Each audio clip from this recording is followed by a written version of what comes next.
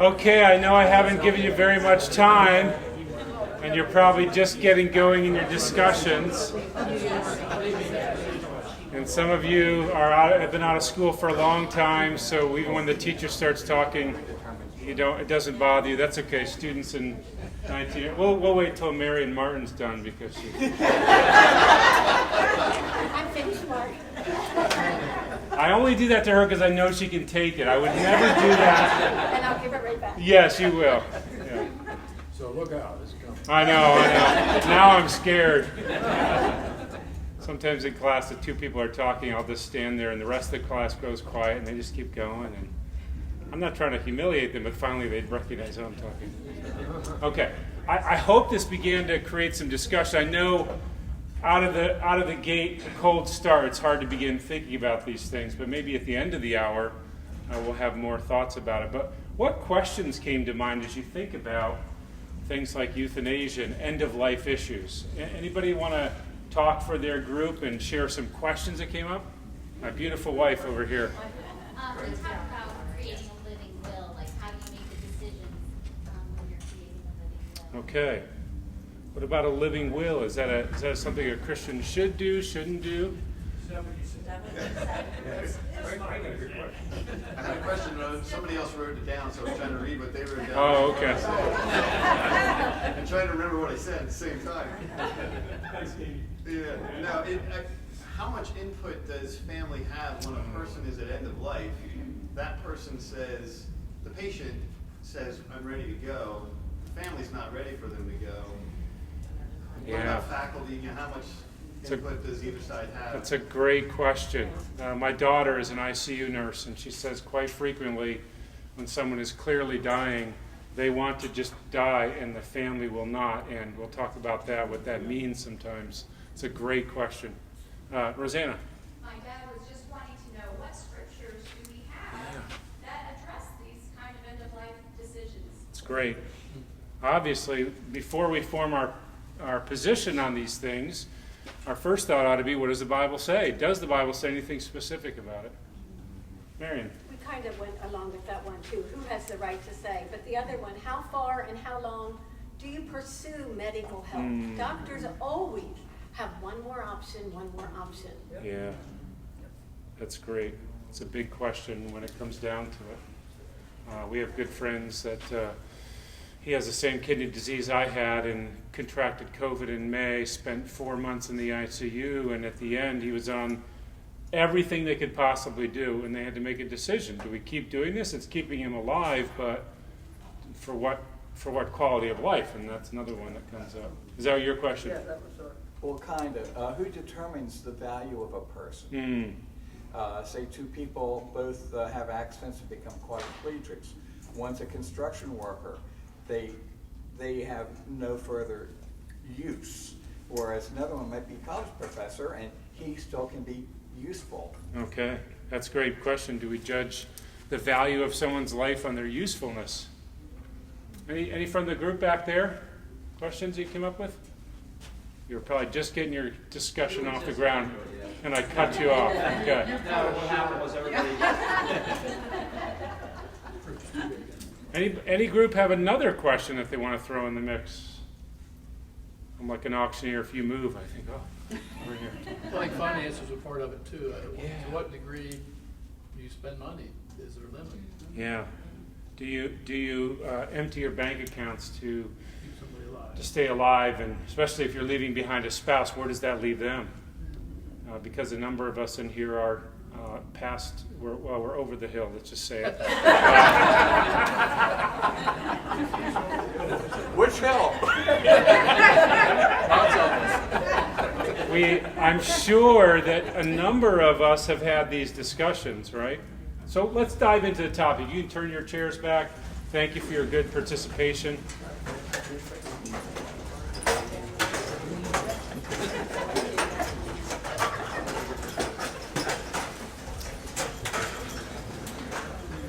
Just a reminder, if you want to go further in some of these issues in reading, the book that I co-wrote does go a little bit further. I'm very flattered that some of you are reading it. Most of the time when people buy one of my books, I really don't expect them to read it. Only one of my children ever reads anything I write. I won't say what my wife has done or not done in that area. But at the end of every chapter in the book, we do recommend further resources, because some of these things you might say, I just want to know more about it, but others you might say, I need to know more about it. And this is one of those issues that often makes us say, I need to know more, I need to know what the scriptures say so that I know what's going on. So let's begin with a quote here from Peter Singer at Princeton University. He argues we can no longer base our ethics on the idea that human beings are a special form of creation made in the image of God. This guy is one of the most influential ethicists in the world, so he's very influential. Once the religious mumbo-jumbo surrounding the term human has been stripped away, we may continue to see normal members of our species as possessing greater or lesser qualities of rationality, self-consciousness, communication, and so on than members of any other species. In other words, we could say, we're smarter than our dog or something like that. But we will not regard as holy, sacrosanct, holy, the life of every member of our species, every human being. No matter how limited its capacity for intelligent or even conscious life may be, if we can put aside the obsolete and erroneous notion of the sanctity of all human life, we may start to look at human life as it really is, at the quality of human life that each human being has or can achieve. Now, we referenced this guy before in the abortion discussion because he's very influential in public policy on abortion, and here he sticks his nose into the issue of end-of-life issues. He's basically arguing that just because you're human doesn't mean you should have rights and protections. You have to be able to demonstrate that you can do certain things before you get those protections. And he's going to apply that now to people at the end of life or people with disabilities and say we shouldn't protect them just because they're human. They have to measure up to a certain standard. Is he still alive? Yeah, he's... It's time for dog. Yeah. I bet if we interviewed him on his deathbed, he would change his mind on some of this. I would gather that's probably true. What's interesting was he wrote a book about end-of-life issues and basically said if a person is old enough and aged enough that they need medical care, such as a nursing home, then society should save its resources and end their life. However, when his own mother got to that age, he put her in a very expensive nursing home, and someone exposed that, and so he kind of had to retract that a little bit. But this is consistent with his belief. He's basically arguing you only have value if you can achieve certain things. And this is why, along with abortion and other ethical issues, we live in what some philosophers are calling a culture of death. It's like we're eager to find out who can we eliminate in our society so that we make the world better, full of people more like us. And the fact that he holds such a unique position at Princeton University, of all places, shows you this is a danger. So let me give you some brief definitions of what we're talking about. What used to be called euthanasia is now more specifically divided into two similar topics. One is physician-assisted death, or PAD. This refers to one particular way in which a doctor may help to hasten a patient's death by providing the patient with medication, typically a powerful barbiturate, at a dose level that's intended to cause death and that does in fact cause death. In other words, the doctor helps the person end their life, but he doesn't actually do it himself. Most of us are over 50. So we remember Dr. Death, Dr. Kevorkian in Michigan. Remember that back, I think, in the 90s, 80s or 90s? Here was a guy that would go to someone's house who was dying and in pain, and he would set up a little machine, and he would give them a plunger to push, and when they were ready, they'd push that, and they would get an overdose of basically opioids that would stop their heart. And he was arrested for that. Released, would do it again, arrested for that. Eventually arrested, tried. I think he spent some time in jail. And then he ran for governor of Michigan and almost won. So from the first time when he was arrested till now, the mood of the country has changed. in the sense that people are much more open to saying, yes, if you're at the end of your life and you're in pain and you don't want to live, you ought to have the right to end your life. But this says the doctor will help you but will not do it himself. Justin? What is a barbiturate? Oh, that's a good question. And medical people in here, it's kind of like an opioid. Yeah. It's almost like what they give to put the animals to sleep. Yeah, it's like an overdose of a pain med that stops your breathing or stops your heart. Thank you for pointing that out, because there are probably other people wondering that too. We don't use that term much anymore. Physician-assisted suicide is where the doctor himself or herself actually ends the life of the patient. This is otherwise known as euthanasia. And the term comes from the Greek word eu, which means good, thanatos, death. So euthanasia, from ancient times, this word has been around. It means a good death. In other words, a death that you choose. So you're not at the mercy of your illness, not at the mercy of anyone else. There was a movie that came out a few years ago, maybe 10 years ago now, in which a young woman becomes a caretaker for a quadriplegic young man. At the beginning of the movie, he's active, he's part of a wealthy family in Europe, and he's involved in all kinds of sports and things, and he's hit by a car, and he's paralyzed from the neck down. And the movie begins where she's hired to take care of him, and he has a physical therapist and a doctor. But what she doesn't know as she's falling in love with him is that he has already set a date in the future that he'll fly to Switzerland and they will end his life. And so the dynamic of the movie is she's begging him, please don't do this. I love you. I don't care that you're a quadriplegic. I'll take care of you. But he's already settled in his mind he's going to do that. And the movie shows the tension between the mother and the father, the family, how it tears them up. And I won't ruin the ending for you. But it's this idea then that he says, I want to choose when I die. There's voluntary active euthanasia. This is the patient's choice when the patient is unable or unwilling to carry out suicide. So because he's a quadriplegic in this movie, he can't push a button to send the medicine into his veins, so he goes to Switzerland. And in Northern Europe, the Scandinavian countries, euthanasia is much more accepted. It happens quite frequently as people get older. They say, I'm done, I don't want to suffer at the end. And so there's lots of clinics in Norway and Sweden, Denmark, other places like that, where they're much more open to that than we typically are. There's also a second type of euthanasia, involuntary active euthanasia. This is against one's choice, and it involves euthanasia of those who've expressed their choice against it.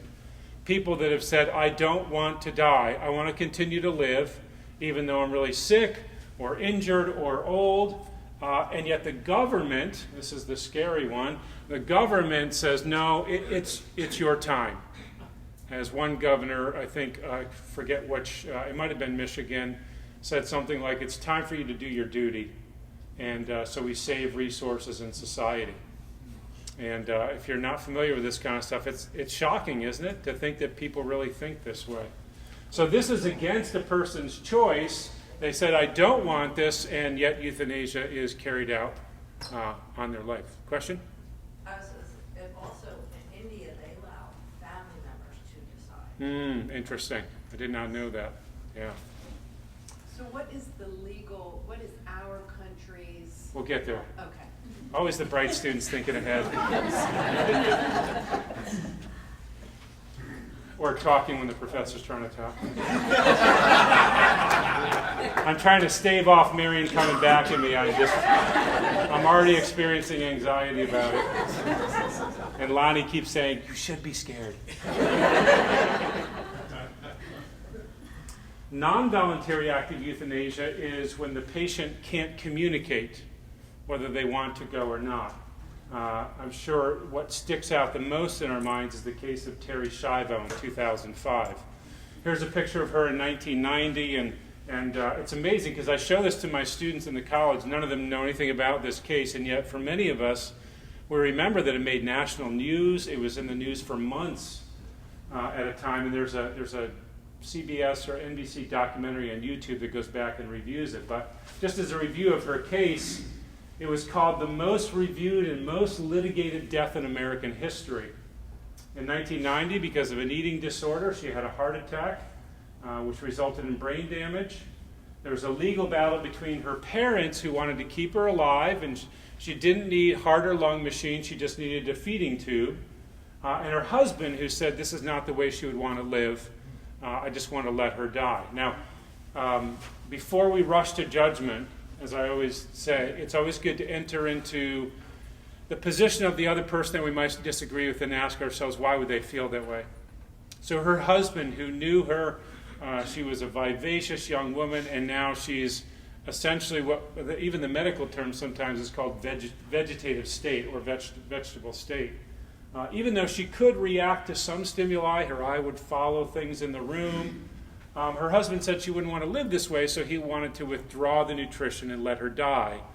Her parents said, no, we think there's still enough of her there, and we want to care for her. The husband won the case. This went on for months. The Congress intervened. The president intervened. The governor of Florida, signed an executive order. There's all kinds of political conflict. But March 18th in 2005, her feeding tube was removed, and she died of dehydration 11 days later, I think, or 13 days later. Horrific death. And this really sparked the issue. And a lot of people were saying we need to have laws that allow people to die when they want to, and others saying, no, this is exactly why we should not allow this, because it is inhumane. And so the question is, what do we do? And there are difficult cases. Now, those of you that work in the medical field, if you know this, it's not always a cut and dried issue. As I said, my daughter works in the ICU. Before she moved to Lancaster, she worked at the University of Virginia Medical Center. It was the top regional hospital in the area. They'd fly people in from eastern Tennessee and North Carolina, Virginia, and most of her patients would die in the ICU because it was the last attempt to try to save them. And doctors and nurses that work in that will tell you it's really difficult at the end of life to do things like alleviate pain without giving too much. My daughter said it'd be so easy for a doctor or nurse to prescribe just a little bit too much, and they'd stop breathing, and that would end their life. So you have to kind of live on this border of pain medication to keep them from being in agony and not go too far. So what is the ethical dilemma? Here's the questions. Should patients in intractable pain is a medical term that means pain that cannot be alleviated any other way than significant doses of pain medication. Should patients in that condition or those in fear of dying be assisted in ending their lives? And many countries around the world have different laws, but most countries still find this problematic, as we'll see in just a moment. Should doctors be involved in helping people end their lives? Most of the time we think of doctors as those who are seeking to heal us and save our lives. In 2018, this is how far it goes, a 29-year-old woman in the Netherlands was allowed to be euthanized.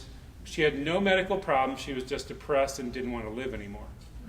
And that's one of the big issues in Europe, is because those who are advocating for this are saying it shouldn't just be those who are dying. It shouldn't just be those who have lots of pain. If someone doesn't want to live anymore, they should be allowed to take their lives or be assisted in doing that. And there are some cases now of teenagers, and if we all remember our teen years or our kids' teen years are awful, aren't they? I'd rather be 55 than 15, trust me. I remember. And to think if teenagers could make this decision to say, I'm being bullied, I have no friends, I'm depressed, I just want to die. Should they be allowed to? And the same people, and we're getting to this in the weeks to come, the same people that are saying if a teenage boy says, I feel like a girl, or vice versa, the same people are saying that you ought to have surgery, you ought to be able to have surgery or take medications that permanently alter your body. Those same people are saying, yes, if a teenager wants to do this, who are we to stop? And that's where this goes. It's moved way beyond just end-of-life issues. Did I see a hand? Yeah, I don't know a lot about this, but do doctors still take hypocritical oaths? Hopefully not hypocritical oaths, but Hippocratic, yeah. Whatever the word is, you got it. And I'm going to steam ahead because I addressed that in a minute. You guys are so bright. I generally teach this course at 8 o'clock in the morning at the college. Most of the students are only half awake, so most of them don't think ahead. But you're already 2 steps ahead of me, so we will touch on that. This ties directly into the question of infanticide.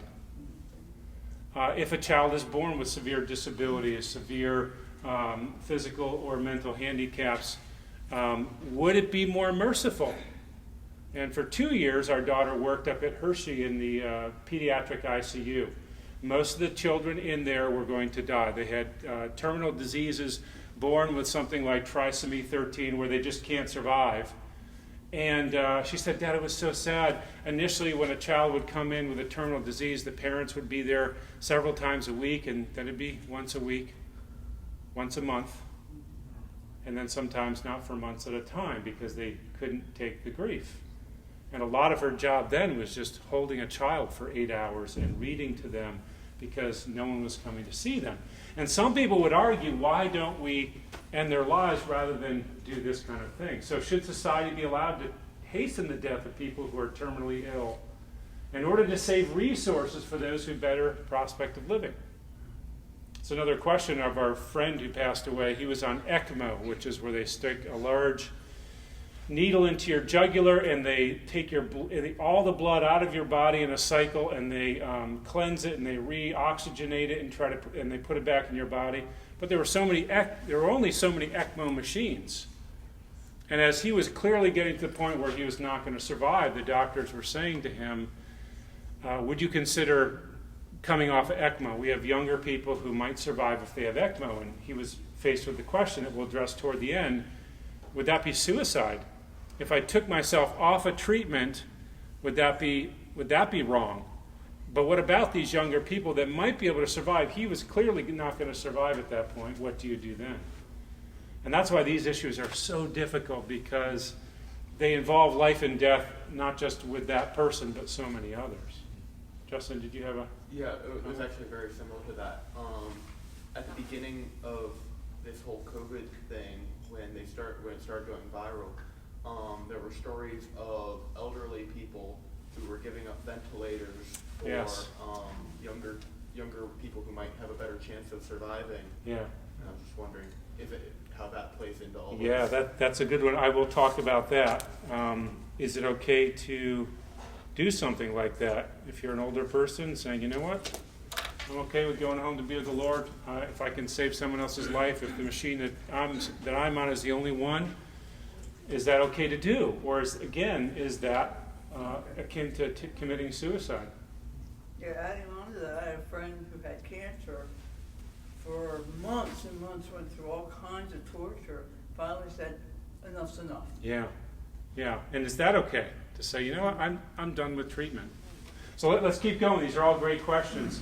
Should severely disabled infants be given life-sustaining treatments when their survival means undue hardship for the family or the state?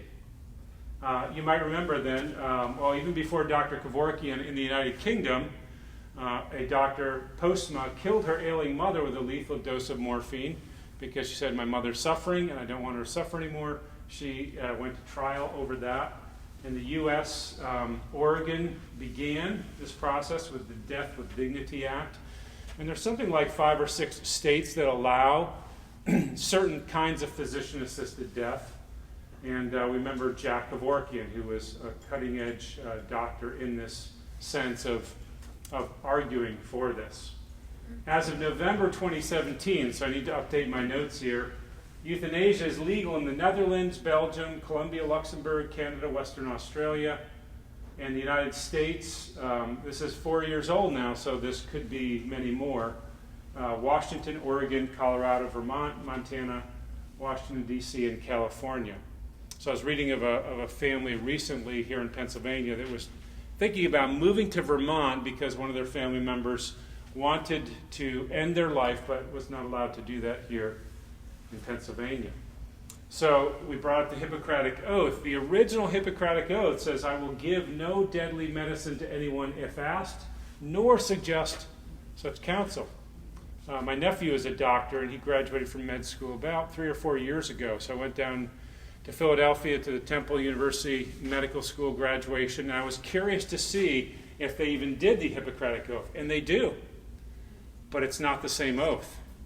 All references to abortion and giving someone a deadly medicine are removed in the modern day Hippocratic Oath. So that shows you where our medical establishment is going. A couple of distinctions here. There's terms like terminal palliative sedation, which is to deliberately induce and maintain deep sleep in order to relieve intractable suffering. That is, most conditions, doctors can give you enough pain medicine to put you in a coma so you don't feel anything. And as you know, there are some cancers at the end that are extremely painful, for which there is no relief other than putting you into coma. There's no way to keep you awake and be able to relieve your suffering.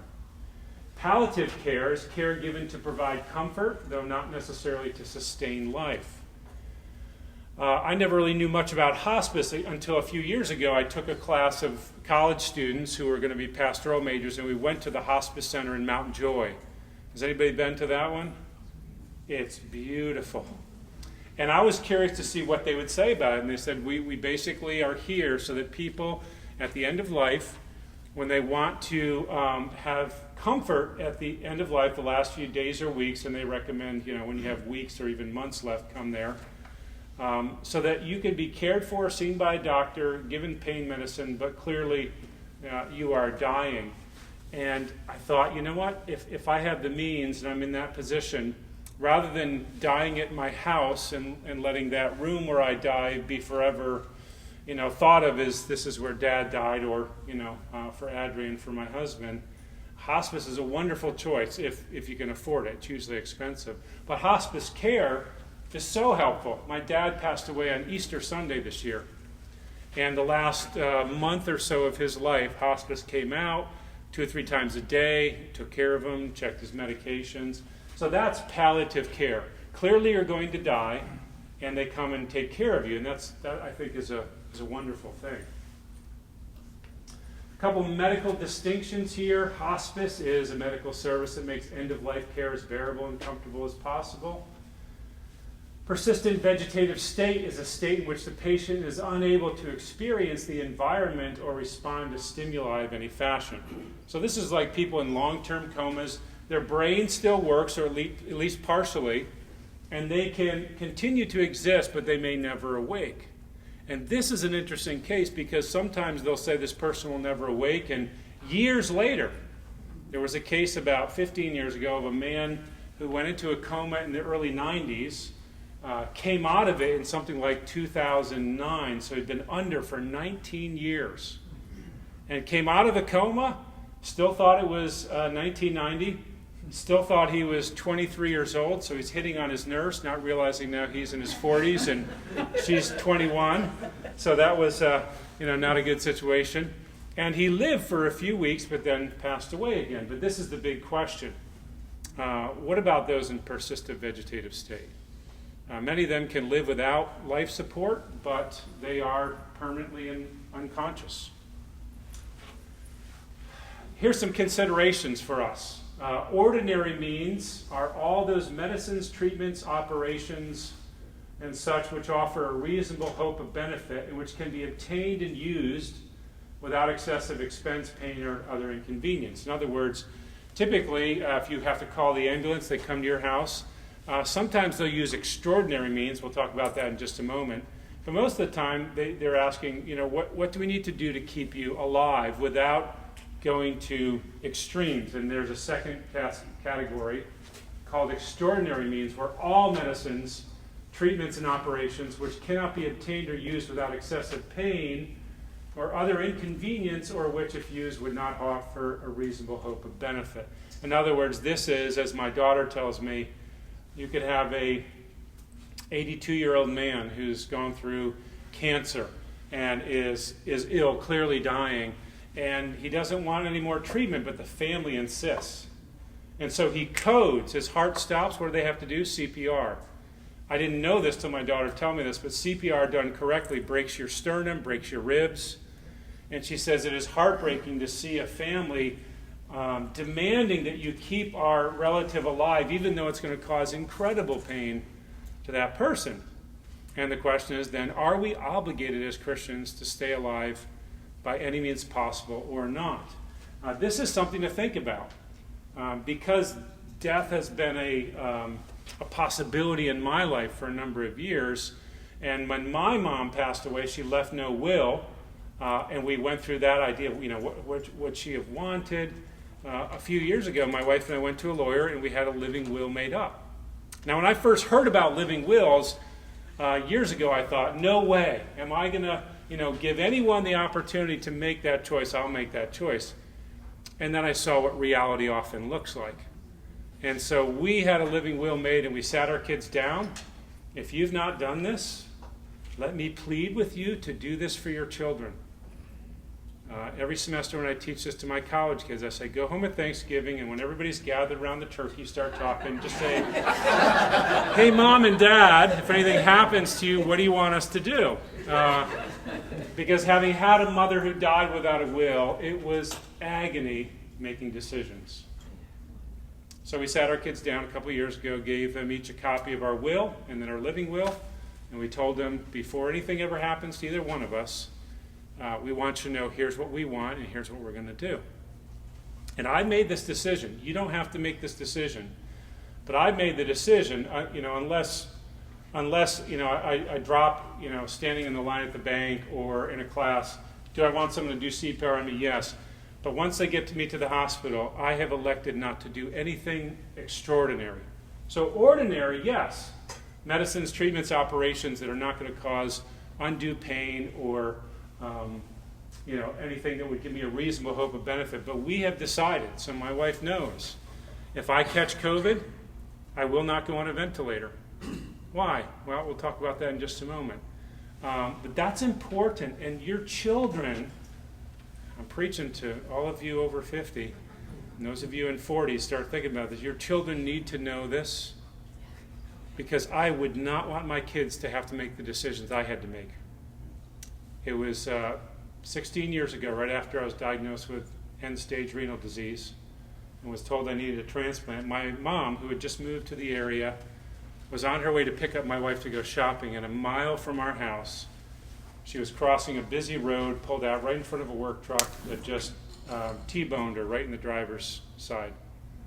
She was trapped in the car. Fortunately, by God's good grace, there was a fire department half a mile away. So they got there, extracted her, but it took a long time. They don't know if she was breathing.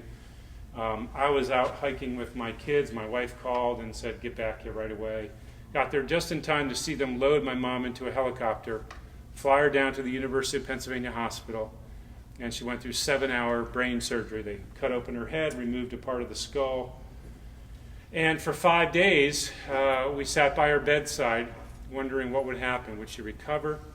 I can't even begin to go into how active she was in our lives and our kids' lives. She was only 63, which now seems so young. At the time, it seemed old. And some of you would say, I'd kill to be 63 again. I know. And to ask the question, why, God? Knowing there was no answer forthcoming.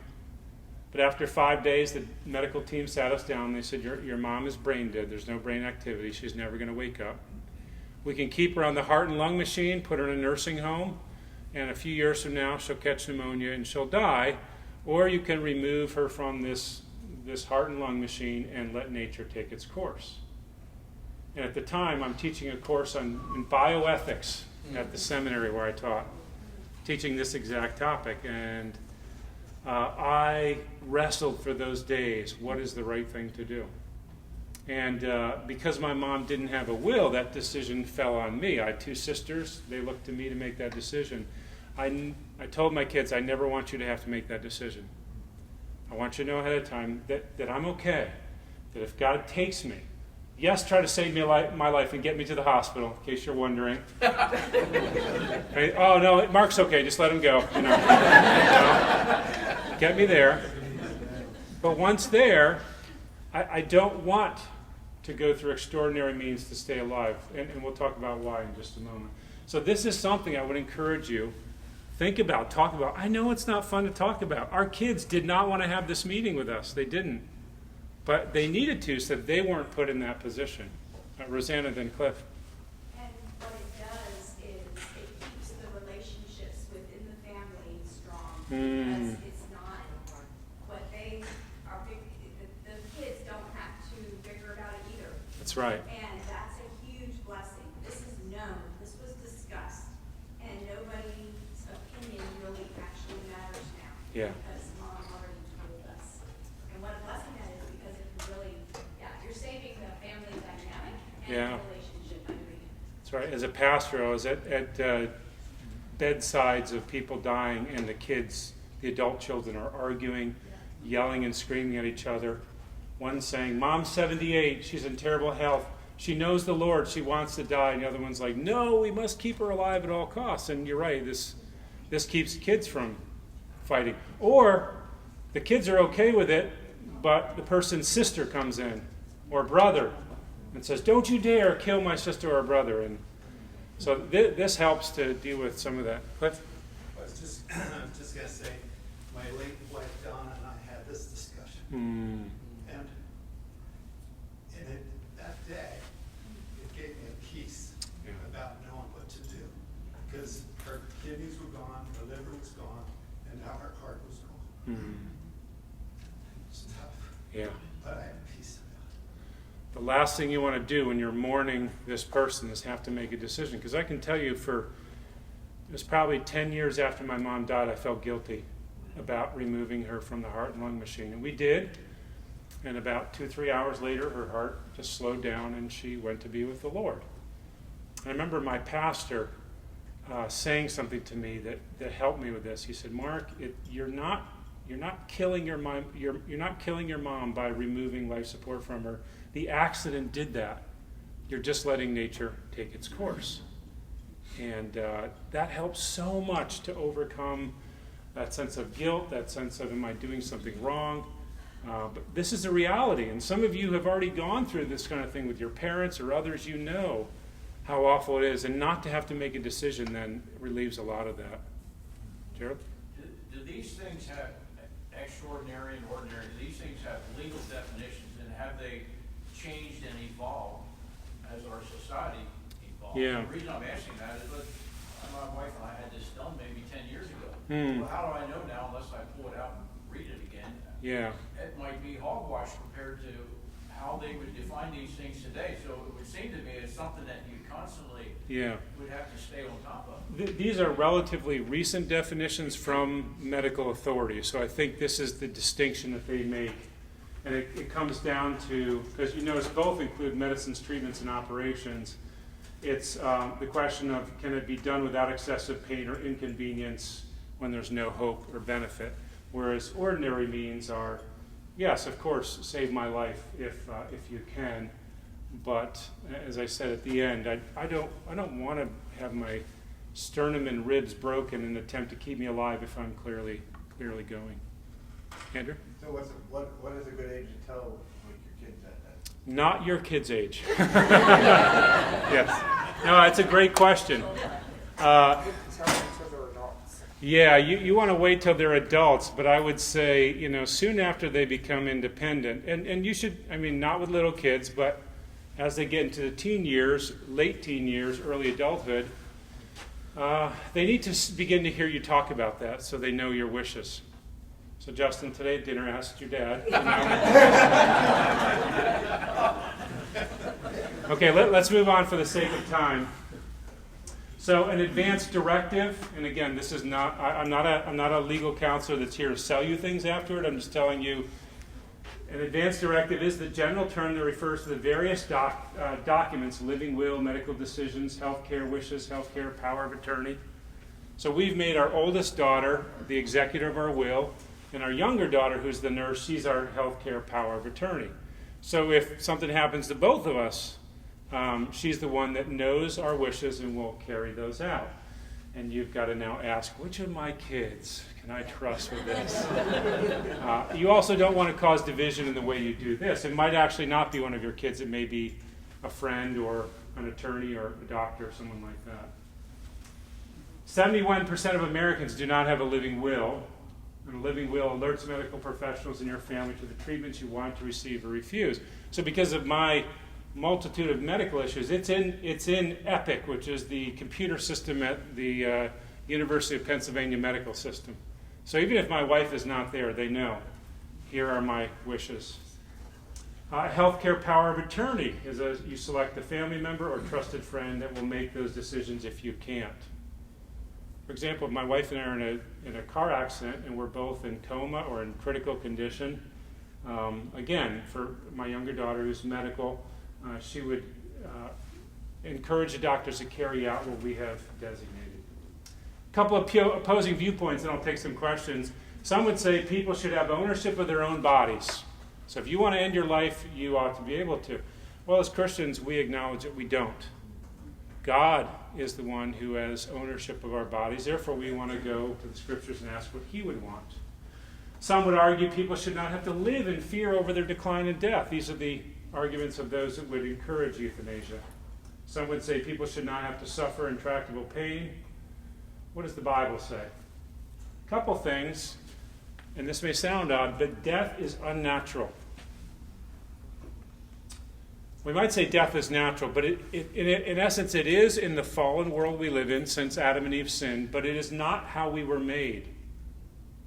We were not made to die. We were not made to suffer, which is why we grieve so much when that happens, because we were not made to do that. Death is an enemy of God, and that's why in Revelation God says one of the last things put to death, thrown in the lake of fire, is death itself. And for the Christian, it's not final. As we know, Romans 6:23, the wages of sin is death, the gift of God is eternal life. Is that it? Yeah, okay, sorry, I always mix up that and 3:23. And 1 Corinthians 15 talks about our glorified bodies we'll receive. The day and manner of a person's death is in God's hand. Hannah prays this in 1 Samuel 2, saying, when it's your time, God will take you. And I think this is one thing that has comforted Adrienne a lot with all my medical conditions. I think sometimes she fluctuates between intense fear and anxiety about, am I going to continue to live? Sorry, I don't mean to make you cry, hon.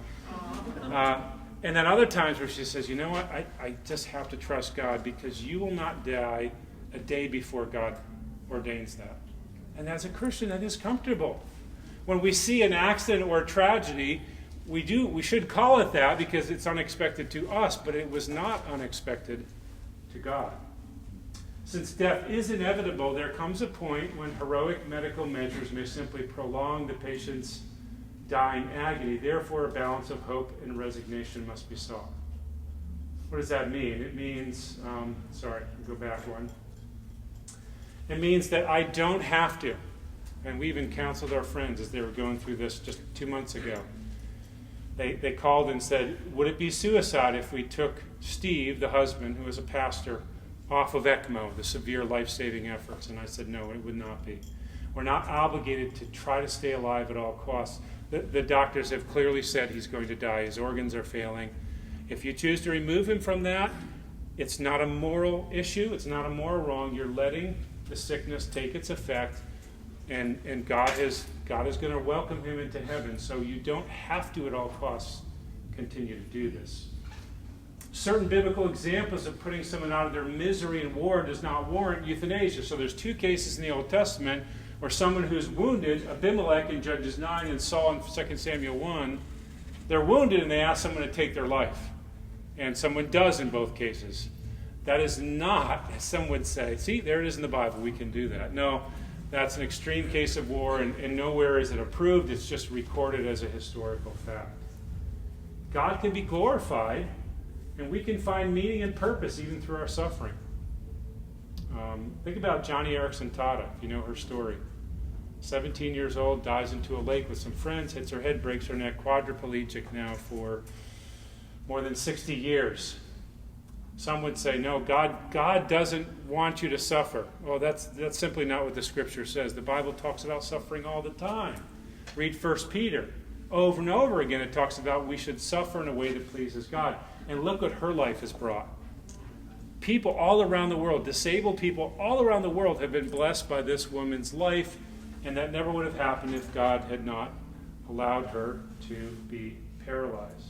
How about the guy who played Superman, Christopher Reeve? Look how long he lived in a wheelchair. Yeah, that's right. Yeah, he was also quadriplegic. Even that guy who speaks, Nick, I forget his last name, but he's born no arms and no legs.